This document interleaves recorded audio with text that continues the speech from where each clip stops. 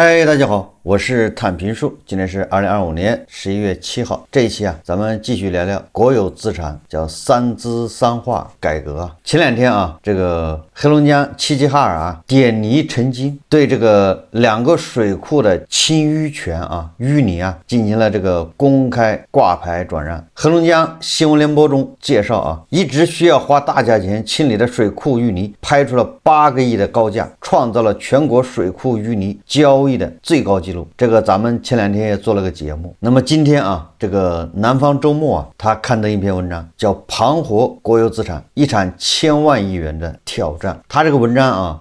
比较有意思的地方是他列举了很多数据，从这些数据可以看出各个地方政府一些这个叫难言之隐吧。这个南方周末说他说齐齐哈尔迫切盘活国有资产，源自一个核心难题：财政收支矛盾突出。这个咱们节目已经说过了地方政府这么干就是缺钱呢，要化腐朽为神奇，要凭空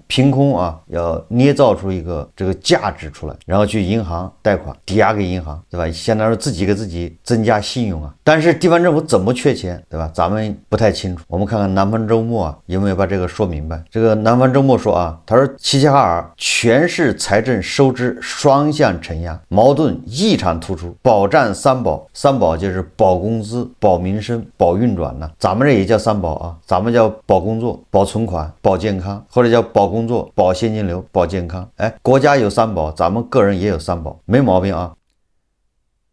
这个南方周末说他说偿债等刚性支出压力持续加大。他这个是齐齐哈尔市2024年度预算执行报告中透露的。齐齐哈尔的困境实际上是多地财政收支压力的缩影，于是盘活国有资产成了各地破局之道。正如近日湖北省提出的一句口号引发普遍关注：一切国有资产尽可能资产化，一切国有资产尽可能证券化，一切国有资金尽可能杠杆化，就是三化。对应的三化还有三资就是资产化、资金化、证券化。国有资源、国有资产、国有资金这个叫三资国务院国资委研究中心研究员胡驰告诉南方周末记者，地方加大盘活国有资产力度，能够尽可能增加财政收入，缓解收支矛盾和债务压力。根据国务院报告截至2024年末，全国国有企业资产、国有金融企业资产、行政事业性国有资产共计958万亿。作为参照，2024年全国 GDP 135万亿。这个湖北的三资管理改革方案说要盘活实物、股权、债权、特许经营权、未来收益权等5类国有资产。安徽则明确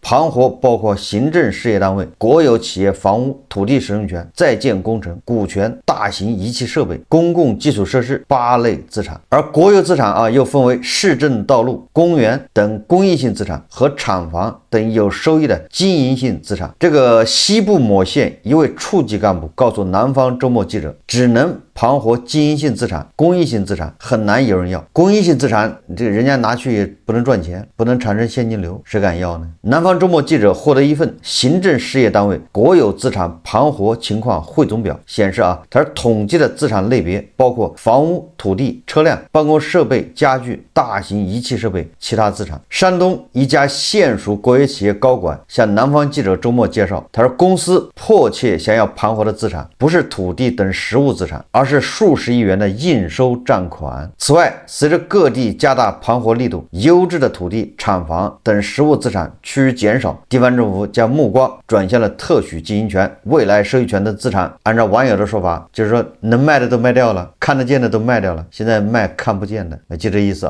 看得见的实物都已经开始卖泥巴了，淤泥。公开资料显示仅2024年贵州铜仁市市直单位食堂20年经营权拍卖，成交价2.5亿元。山东平阴县出让低空经济30年特许经营权，中标价9.24亿。河北藁城区2656块广告位30年经营权拍卖，成交价1.02亿元。林林在一家全国性股份制银行省分行任职，参与过多起盘活国有资产的交易。他向南方周末记者解释受让方可以拿着经营权向银行贷款，大概能拿到成交价75%左右的资金。你看看猫腻就在这儿，你只要从政府那拿出来这东西，反手押给银行，对吧？你1个亿买的，你能贷到7500万，这个啊，看上去啊三赢呐。什么三赢呢？银行对吧放出贷款了，而这个经营方啊以较小的杠杆拿下了一笔资产，这经营方实际上就出了这个2500万，再加每年的利息，他就拿下这么一大笔资产。而地方政府呢，这赚的是盆满钵满，这不是三赢吗？眼下所谓国有资源的资产化，类似于给一棵树定价并获得融资，有一整套操作流程。2025年10月，湖北省林业局官网介绍啊，恩施州恩宣县对3万余亩森林资源及附属设施进行综合评估，涵盖林地使用权、林木所有权及道路、房屋等配套设施，最终确认评估价超过17亿元。随后按评估价值完成资产入账，将森林资源正式纳入国有企业管理体系。这就是我说的啊，你政府它一个账本，这边是它的资产，现在已经有的资产都登记在册，它现在啊登记在册的这些资产，该卖的卖掉了，该租的租掉了，该抵押的抵押掉了，已经拿到贷款了。那你要想再新增对吧贷款，那你就得找资产，找资产容易啊，把那些大山大河那些树木再重新评估一下，那个水库里面的淤泥就这么产生的啊，还低空经济经营权，这就是凭空啊，它又增加了好多资产，增加了资产对应的就可以到银行去贷款，拿到现金来花。你看啊，这个确认资源价值后，通常会将它装入一家国有企业，以便资产入账，也是整个啊这个县的低空经济经营权值多少钱，然后最后把它算到一家国有企业挂在他们账上，然后再可以卖了，这叫资产入账啊。一位东部某省咨询公司的总经理曾为多个地方政府提供化债方案，他向南方周末记者解释，将各类资源装入国企后，可以增加资产规模，资源的经营权又可以包装出收入和利润，便如国企融资。行业内的说法叫先做报表转型，再做实质化转型，这个跟咱们前几天做的节目是差不多的啊。相对于资源资产盘活国有资金更容易理解，通常指沉淀闲置低效无效的钱。2025年9月，南昌市青云浦区审计局披露啊，督促财政部门开展全方位无死角的资金清查工作，依据政策规定及时收回到期结余结转资金。2024年以来，已盘活沉淀的财政存量资金1500万元，做大财政收入啊。未来3年企业入驻率达到80%，产业园实现收支平衡，这是一项令陈岩倍感压力的任务。他是南方某省一家国有企业的负责人，负责运营一个上百亩的产业园区，总投资达到数十亿元，但目前企业入驻率还不到30%。过去几个月，陈岩所在的城市加大盘活国有资产力度，正在清查国资家底。作为国有资产的重要组成，上级部门也对产业园区利用率提出了更高要求。那怎么办呢？那只能加大招商引资力度给予内部招商团队更多的激励，还要仔细计算租金能否覆盖成本。不过会不会实现目标仍是未知数。地方越来越重视盘活国有资产，一个关键原因是其收入占财政收入的比重不断攀升。实际上反过来说，就是土地财政占比越来越下降，土地卖不掉嘛，土地财政占比下降，那其他的占比不就上升了吗？这就是跷跷板关系啊。一般公共预算分为税收收入和非税收入，非税收入又涵盖了国有资产处置收入，大家就知道了为什么前几年莫名其妙的这个税收是在下降的，非税收入是在快速增加，所以咱们的这个整个地方政府的这个预算呢还在增长，然后非税收入增长呢，就大家很容易就认为是罚款罚出来的。实际上非税收入里面的大头是国有资产的这个处置。根据历年全国财政决算报告，10年间国有资产处置收入占非税收入比重从20%升至40%。2024年财政部数据显示全国税收收入17万亿元，同比下降3.4%，非税收入4.47万亿元，同比增长25%，主要是部分中央单位上缴专项收益和地方多渠道盘活资产资源等，拉高非税收入增幅24%。税收收入增速放缓的同时，地方财政依赖的土地出让收入也在下滑。根据财政部数据，2020年到2024年，全国土地出让收入从8.41万亿跌至4.87万亿元，跌出了42%，差不多腰斩。过去地方发展主要依靠土地融资，现在这条路已经走不通了。2024年4月，湖北省政府官网刊发一篇文章，写道：盲目拉动投资发展的模式，形成了大量无效、低效投资，造成产能过剩、需求不足，甚至债台高筑，不仅没有很好的支持发展，反而带来沉重包袱。这就是咱们老说的啊，这无效投资太多啊，反而拖了后腿。于是，为了统筹化债和发展，地方严控债务分子的同时，正在做大财政收入的分母，也就是盘活国有资产。当然了，各个地方政府啊，由于这个收入悬殊啊，债务压力并不相等啊，所以盘活国有资产的力度啊也不同。缺钱缺得厉害的人就玩出了新花样、新高度啊，就不太顾吃相了。南方周末记者统计发现，2024年29个省级行政区中，四川、安徽、黑龙江等9个地区国有资源有偿使用收入占当地非税收入比重均超过50%，就卖得更狠了。其中占比最高的是重庆，达到了71%，占比最低的是北京、海南，为26%。占比高的地区集中于中西部和东北，这都是欠发达地区啊。东部沿海某省一位国资系统官员告诉南方周末记者说，当地虽然财政资金紧张，但压力尚可，在盘活国有资产方面一直未有大动作，也没有提出相对激进的口号，对吧？也就是说，这个其他资金紧张的地方，那只能是大动作，只能是越来越激进，只能是让大家啊瞠目结舌啊，眼花缭乱。然而，优质的国有资源毕竟有限，难以持续增长。这个黑龙江齐齐哈尔市2025年预算报告中写道，说易于盘活的优质国有资源资产基本处置殆尽。你看看，这是他自己报告写的啊，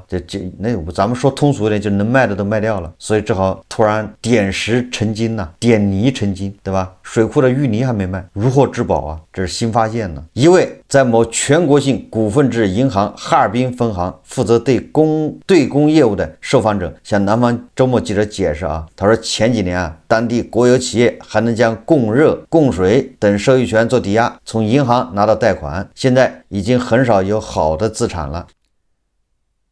关于这个供热啊，到银行抵押，这不是前几天这个有大象新闻报道的吗？山东、甘肃，对吧？已经干过了啊。北方某省一位财政系统官员向南方周末记者介绍，此前已经梳理了好几遍国有资产，为了化债、土地等能抵押的资产都抵押了，甚至有些抵押了不止一次。现在找抵押物的困难啊，这就说明了为什么空气马上就出产了啊，空气到时候也可以卖钱。就是说的嘛，就是你想从银行拿到钱，你得有抵押物，那这个抵押物没有了怎么办呢？对吧？能卖的都卖光了，那只能是捏造啊。这个南方周末说啊，摸清家底不易，说盘活国有资产的第一步是摸清家底。过去一段时间，多地都部署了清查方案。2025年9月，湖南新邵县呢发布国有三资清查盘点工作实施方案，要求按照全领域、全口径、全覆盖的要求，全面清查盘点国有三资家底，包括各乡镇、县直各单位，要求如实上报各项国有三资，如有瞒报、漏报，一律依规依程序追究责任。为什么不准瞒报呢？这个其实很好懂啊，你要瞒报的话，你就把这些东西眯到你们自己这个部门去了。这个实际上跟咱们看的《红楼梦》啊，300年前是一模一样的。这个贾府没有钱了怎么办？王熙凤、王夫人他们就开始摸家底，对吧？看谁还有私房钱，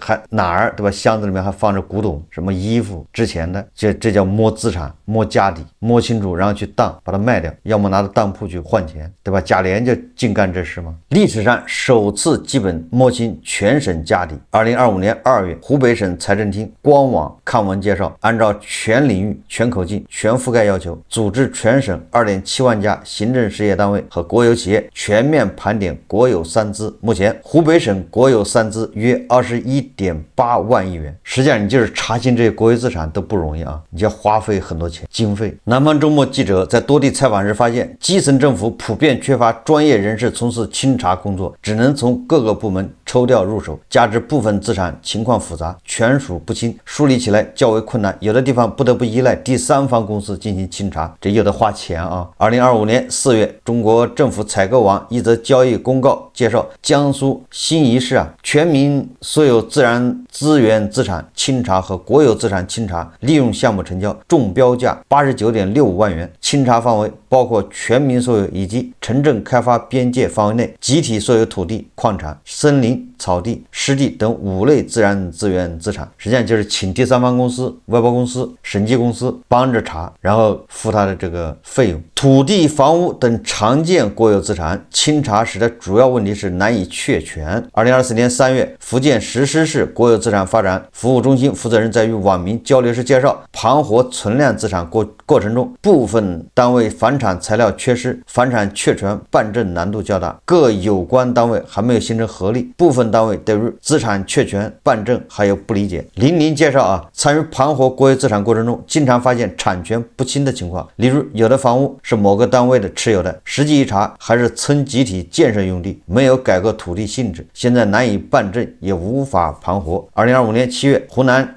宁乡市政府办公室在回复一位人大代表建议时写道，由于历史原因，目前闲置的资产绝大部分都未办理全证，如停办的136所中小学，除宁乡一中校办工厂有全证，土地属于国有划拨用地外，其余停办学校土地性质都是集体用地，且无全证。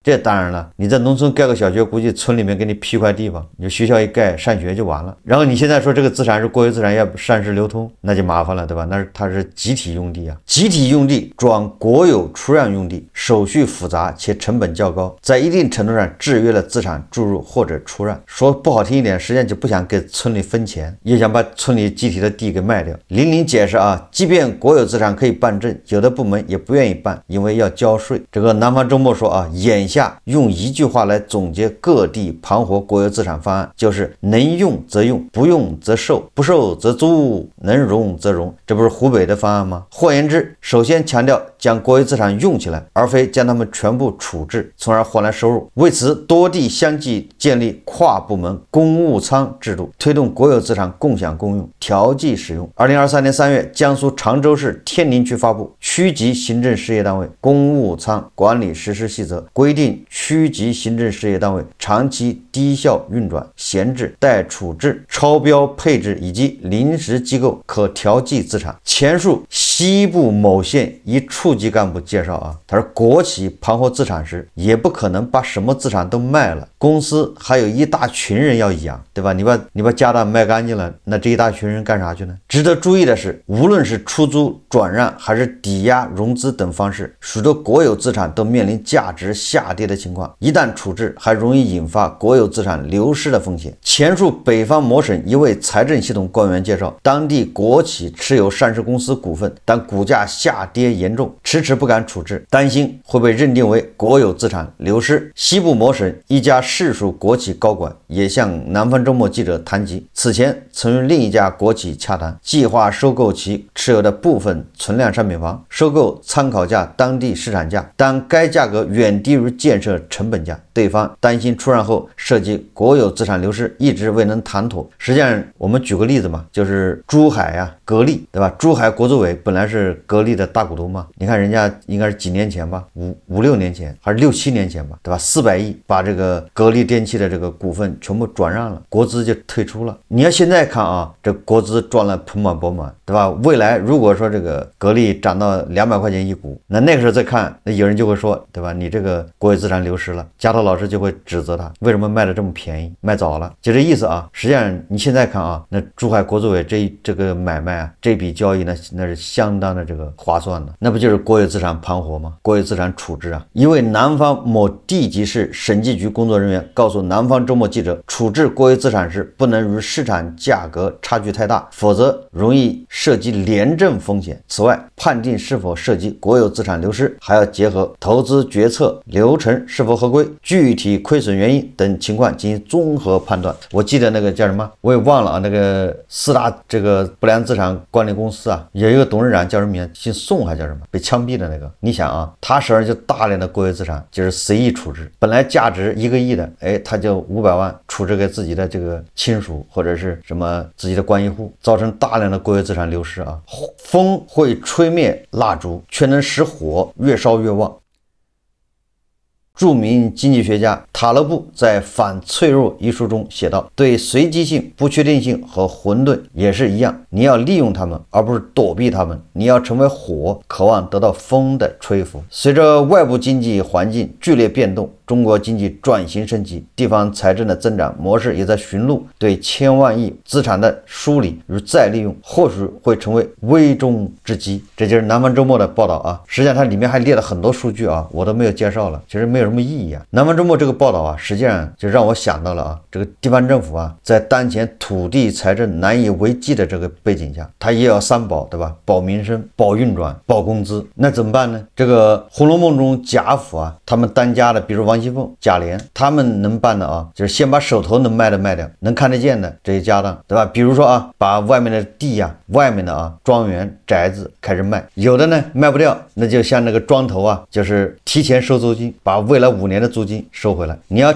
收未来5年的租金，那你就便宜啊，对吧？说白了就把那个土地的经营权啊，一下卖到10年以后了，对吧？就是咱们现在这些招数啊，过去都在用啊，手头的先卖掉，等这些卖掉了之后没有了怎么办呢？那贾琏、王熙凤就开始找到哪儿呢？找到那个贾母那儿，看看贾母那儿还有没有藏什么好东西，抱他一箱出来，出去典当。后来这个贾府失窃，对吧？有那个强盗啊去抢他们家，那贾府后来去报官，报官也很有意思啊。到底贾府有多少东西不知道，因为他们没有个账本，那个都是贾母自己藏的，只有那个大丫鬟鸳鸯知道。鸳鸯已经死了，自杀了，所以说贾母到底有什么财物不知道。现在地方政府怎么办呢？跟贾府是一样啊，把手上能看见的、能卖的都卖掉了，能租的都租掉了，经营权都已经卖了，对吧？100年以后了，那现在怎么办呢？急需再次摸家底，就找一找，看看还有没有什么值钱的，再翻一遍有没有遗漏。如果翻一遍还翻不着，那怎么办呢？活人不能让尿憋死，对吧？那就胆子大一点，对吧？激进一点，这样的话泥巴、空气，对吧？低空什么经济，低空经营权就可以卖钱了，这都是缺钱逼的。这也是最近几年啊，这个非税收入增长这么快的原因啊，主要原因。卖家当，接下来会怎么办呢？如果这些东西啊卖不了，不让卖或者卖不出去，因为地方政府已经走到山穷水尽了，你知道吧？宰卖爷田，对吧？卖无可卖，那只好啊向当地的企业伸手要钱、借钱、摊派，所以这个民营企业恐怕就日子难过一点。我在很久以前就说过啊，就是如果这经济不好的时候，政府公务员发不出工资，然后你这企业还能过得很滋润，这个可能性很低啊。就是如果地方政府都发不出工资了，你这个企业效益还可以，你想想会是什么一个情况？说好听一点会给你借钱，对吧？如果你不识相，那就想办法罚款，甚至啊给你来一纸通告没收。这个现在就有苗头了啊。所以说啊，这个时候啊就不要创业。如果你真要创业，那就要去长三角、珠三角这些相对富裕的地方，也就是他们还没有穷到那份上，他们也要赚钱，但是他毕竟还讲个吃相，毕竟还讲个方式方法，对吧？你要去那欠发达地区，那就好像那个黑眼珠子看见白花花的银子，怎能不动心呢？再穷不能穷，对吧？老爷啊，所以不能这个头脑一热啊，就去那个欠发达地区投资。现在这个欠发达地区啊，他为了招商引资啊，为了这个产业园区啊的租满，他出各种优惠政策让你去。如果你头脑一热，你在北京、在上海赚了点钱，说去那儿，头1年2年恐怕还能扛得住，等过2年等人家经济不行了，对吧？那你就成了那个待宰的羔羊，对吧？也有可能就关门打狗。所以说啊，这个如果你真的非要你觉得要投资要创业，你就去这个长三角、珠三角啊这些发达的地方，北边你只能去北京。好，这期节目啊咱们就聊到这里，感谢大家收看。如果喜欢我的节目，欢迎订阅、转发，也可以在下方留言评论，谢谢大家。